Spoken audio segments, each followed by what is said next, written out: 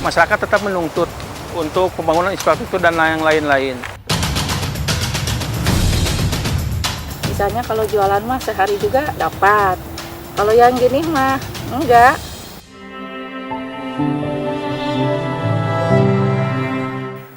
Gitu kah? Kau diterangkan mah kau ditanya. Ya hanya namaran. Kalau ditanya, yang kos paspor doi, jak doi, cenanya.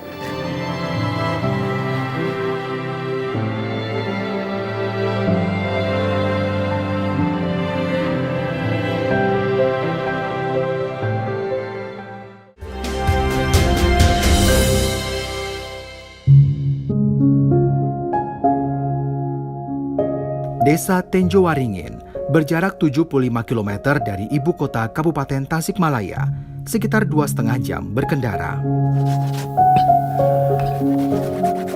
Emak Amih dan Abah Anda adalah bagian kecil dari 10% penduduk miskin di Kabupaten Tasikmalaya. Mereka bahkan hidup di bawah garis kemiskinan dengan pendapatan di bawah Rp300.000 per bulan. Untuk itu, mereka harus bekerja lebih keras untuk bisa memenuhi kebutuhan hidupnya.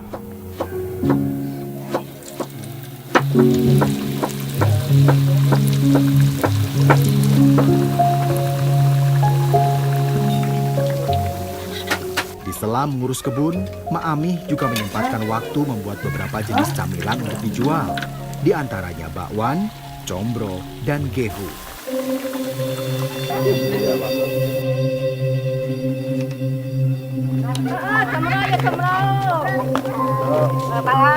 Ia lalu menjajakannya berkeliling dengan ditemani kedua cucunya, Putri dan Ramdan. Sepotong gorengan dijual cukup murah, hanya Rp500 saja. Biasanya tak memerlukan waktu lama, gorengan Mak Amih sudah laku terjual. Maklum saja, selain rasanya enak, harganya pun murah.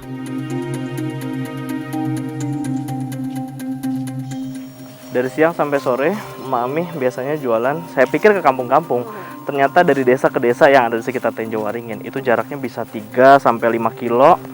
Mudah-mudahan sore ini habis semuanya. Amin. Kalau Putri sisa berapa Putri? Ditemani kedua cucunya, Mak Amih berjualan gorengan ke kampung-kampung hampir setiap hari. Jika sedang sakit saja, aktivitas berdagang terpaksa dihentikan. Berjualan gorengan berkeliling kampung ternyata cukup melelahkan. Padahal hasilnya tak seberapa. Dari hasil menjual gorengan hari ini, Mak Amih mendapat uang sebesar Rp32.000, belum dipotong biaya modal Rp25.000. Keuntungan yang didapat Mak Amih hari ini hanya Rp7.000 saja. Meski begitu, Mak Amih sangat bersyukur. Mak, rencananya mau beli apa, Mak? Udah nasional.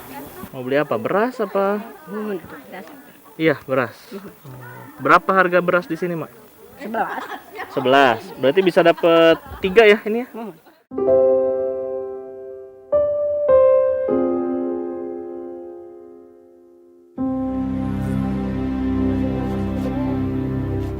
Abah Anda berusia 71 tahun.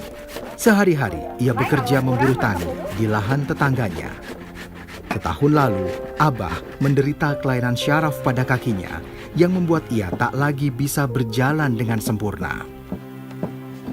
Setiap kali berobat ke dokter, Abah hanya diminta untuk banyak beristirahat tanpa memberi rujukan untuk berobat lebih lanjut. Padahal, untuk bisa ke fasilitas kesehatan, Abah harus menempuh jarak berjam-jam dengan ojek motor. Gitu kah? Kau diterangkan mah kau ditanya. Ya hanya namaran. Kalau ditanya, sesabias-bias gitu tak kau ditanya. Yang kos paspor doi, jak doi, cenanya. Asli sini, Pak. Tak banyak yang bisa dilakukan Emak Amih untuk membantu suaminya. Berobat ke dokter di kota pastinya akan memakan waktu dan biaya yang tak sedikit. Mereka hanya bisa pasrah.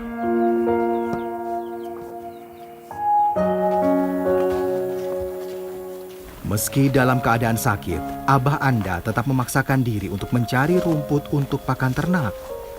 Belum jauh kami berjalan, Abah sudah kelelahan. Kami terpaksa berhenti dulu, membiarkan Abah beristirahat sejenak. Sesak dada? Iya, sesak. Jadi Abah memang setahun terakhir memang semakin sesak dadanya. Selain kakinya memang kurang bisa berjalan dengan baik, bagian dada sama paru-paru juga agak sesak ya, Bah? Iya. Jadi tidak bisa terlalu keras bekerja. Tapi untuk membantu istrinya, otomatis Abah setidaknya bisa membantu apapun yang ada di dekat rumah. Misalnya mencari rumput kayak gini. Iya. Ya. Dengan tenaga yang tersisa, Abah mulai mengarit rumput. Sesekali ia merasakan sesak pada nafasnya. Abah sangat menderita. Tapi mau bagaimana lagi? Abah harus memaksakan dirinya bekerja. Emang butuh biaya berapa, Bah? Kumadinya mudah-mudahan kelah sebatkeun cekap da maman cekap itu tah. Kudu teh.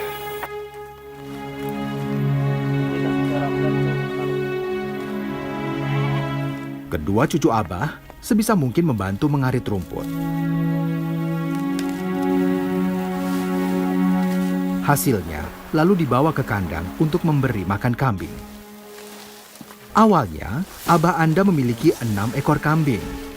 Namun, karena butuh biaya untuk berobat dan sekolah cucunya, 4 ekor kambing terpaksa dijual.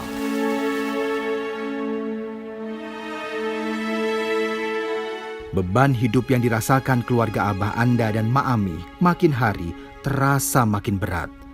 Entah sampai kapan mereka sanggup bertahan.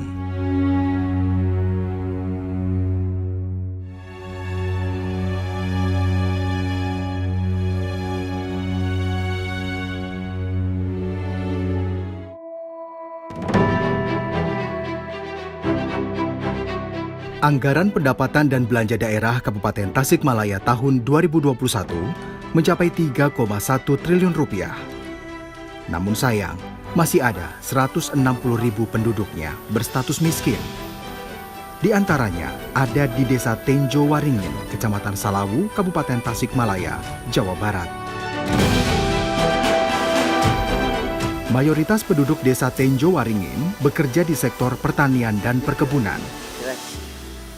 Sebagian ada yang mencari penghidupan dengan mencari tanaman hangasa yang tumbuh liar. Ini lokasinya ekstrim, ada di tepi-tepi jurang di area persawahan. Jadi kalau salah langkah sedikit kita bisa jatuh ke bawah ke tepi sungai. Tapi memang tanaman hangasa ini adanya di tepi-tepi jurang karena dia agak menjorok keluar posisinya. Mudah-mudahan kita bisa dapat banyak hari ini. Hangasa adalah tanaman sejenis jahe-jahean. Bentuk daunnya mirip tanaman jahe dan kunyit. Ukuran buahnya kecil. Dari beberapa yang udah kita ambil, bisa kelihatan teksturnya ini agak tajam pemirsa. Jadi kalau diambil pakai tangan, dia akan bisa cukup melukai. Tapi kalau kita sudah potong dengan pisau, kelihatan bagian dalamnya itu berair. Jadi kalau kata warga ini bisa dibuat agar-agar. Ada beberapa besek buah hangasa yang bisa kami bawa pulang. Hasil panen sebanyak ini biasanya cuma bisa didapat jika hangasa sudah tumbuh lebih dari 3 bulan. Itu manfaatnya apa sih, Bu? Bisa buat obat. Obat apa Ya, itu? misalnya masuk angin kan bisa makan buah kayak ini gitu. Kalau buahnya itu manfaatnya. Kalau daunnya buat Kalau apa? daunnya buat itu bungkus tape ketan kalau di kampung namanya. Kalau di kota kan namanya tape uli. Beberapa warga juga memetik buah arbe untuk diolah bersama buah hangasa. Warga Desa Tenjo Waringin sebisa mungkin memanfaatkan kekayaan alam di sekitar desanya untuk bertahan hidup.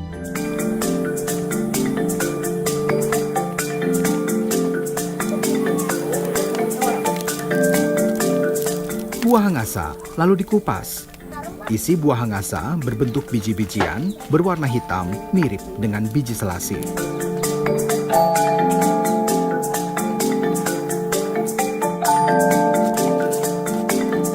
Biji hangasa lalu dicampur dengan potongan buah lainnya, seperti apel dan buah naga untuk membuat agar-agar buah. Hasilnya nanti akan dijual ke warung-warung untuk menambah penghasilan.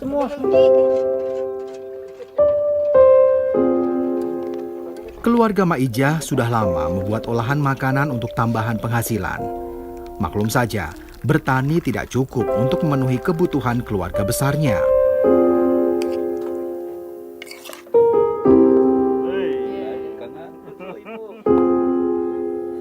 Ya, di rumah yang tak seberapa luas ini, Maijah dan suaminya hidup dalam himpitan kemiskinan bersama 5 anak dan 11 cucunya.